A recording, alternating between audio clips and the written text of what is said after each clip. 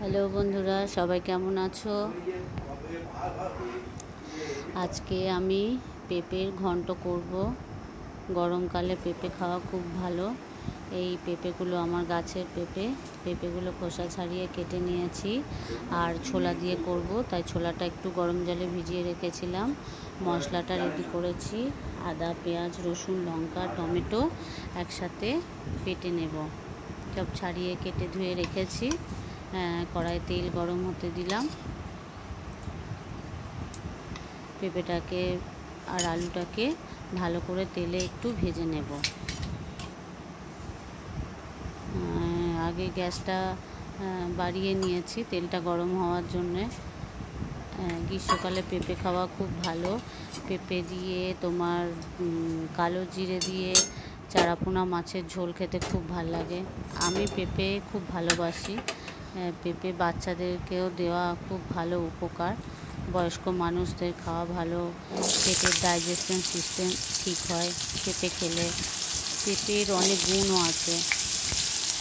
পেঁপেগুলো আর আলুগুলো দিয়ে দিলাম কড়াইয়ে তেলের উপরে। এখন সামান্য তেল দিয়ে শুধু ভাজতে দিলাম। একটু ভাজা হলে পেঁপে যেহেতু সিদ্ধ হতে সময় লাগে, সেই জন্য একটু ভাজতে দিলাম।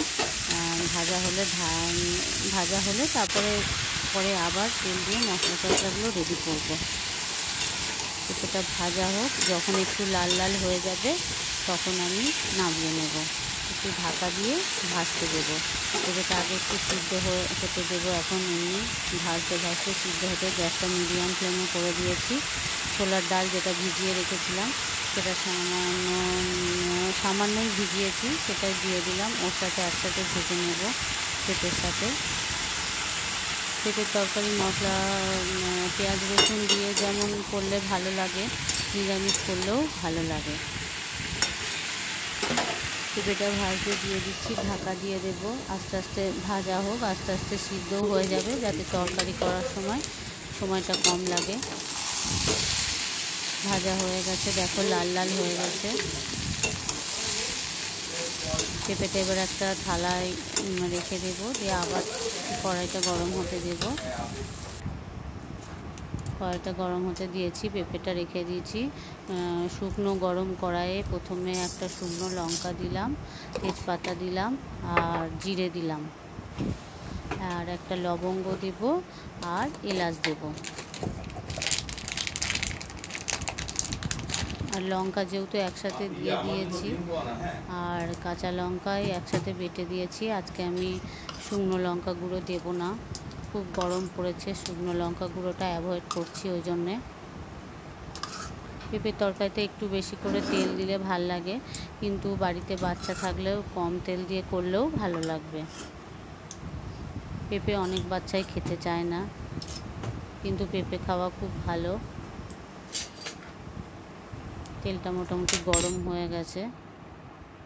আমি শুকনো কড়াইয়ে যে জিরেটা প্রথমে দিলাম, সেটার যে সুন্দর একটা গন্ধ বেরোয়, শুকনো লঙ্কা তেজপাতা গরম কড়াইয়ে দিলে খুব সুন্দর একটা গন্ধ বেরোয়।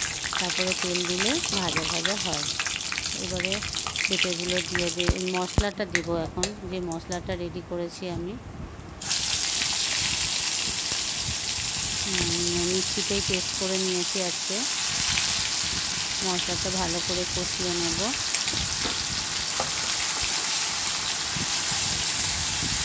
পেঁয়াজ রসুনের গন্ধটা গেলে তারপরে আমি আস্তে আস্তে অন্য মশলাগুলো দেব। গ্যাসটা একদম কমিয়ে দিয়েছি, যাতে মশলাটা তলায় লেগে না যায়। আর একটু পেঁয়াজ বাটা দিয়ে দিলাম, মানে যেটা একসাথে বেটে রেখেছি ওটাই একটু দিয়ে দিলাম।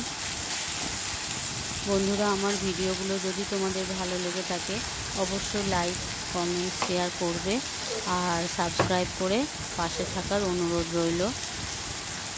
পাশে থাকলে মোটিভেট হব। হলুদ দিয়ে দিলাম, যেহেতু ভাজার সময় হলুদ দিইনি, এখন একটু বেশি করে হলুদ দিয়ে দিলাম।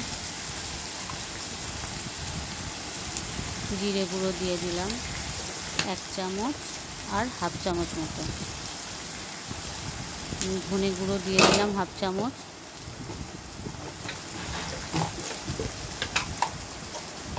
এবারে নুন দেবো একটু। পেঁপেটা যেহেতু অনেকটা আছে, ভাজার সময় নুন দিইনি, এখন একটু বেশি করেই নুন দিয়ে দিলাম।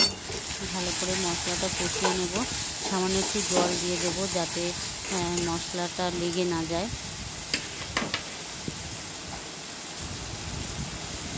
একটু সামান্য জল দেব।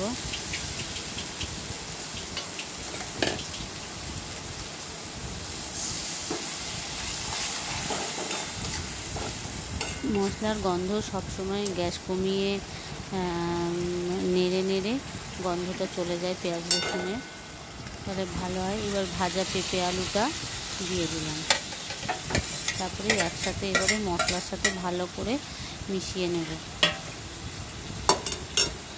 পেঁপে সিদ্ধ হতে সত্যিই সময় লাগে। অনেকে প্রেশার কুকারে একটা সিটি দিয়ে নিতেও পারো যদি কারো তাড়া থাকে, সময় না পাও, কিন্তু পেঁপের তরকারি করতে হবে, তাহলে একটা সিটি প্রেশার কুকারে দিয়ে নিতে পারো। বেশি সিটি দেওয়ার দরকার নেই, তাহলে আবার গলে যাবে। ভালো করে মশলার সাথে সবজিটা মিশিয়ে নিচ্ছি।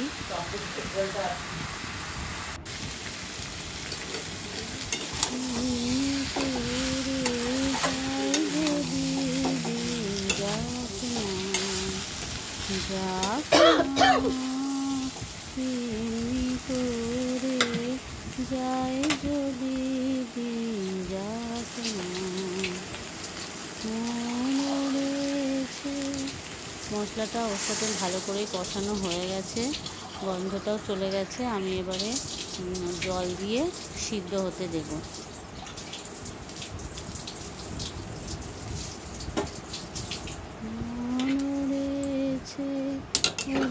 কিনারে মেলে দিয়ে গানের পাখনা যাক না, এমনি করে যায় যদি দিন যাক না।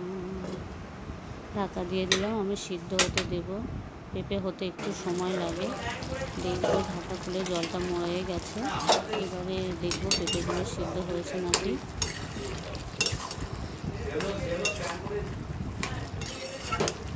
মনে হচ্ছে সিদ্ধ হয়ে গেছে।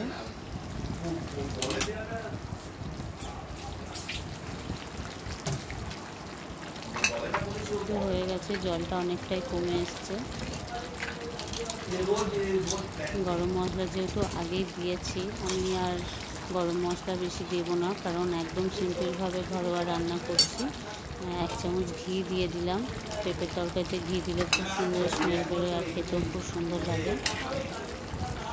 বন্ধুরা পেঁপের তরকারি ট্রাই করে দেখতে পারো, খুব সুন্দর হয় খেতে। আবার নিরামিষও করতে পারো, টমেটো আর আদা আর লঙ্কা দিয়ে। Bye bye.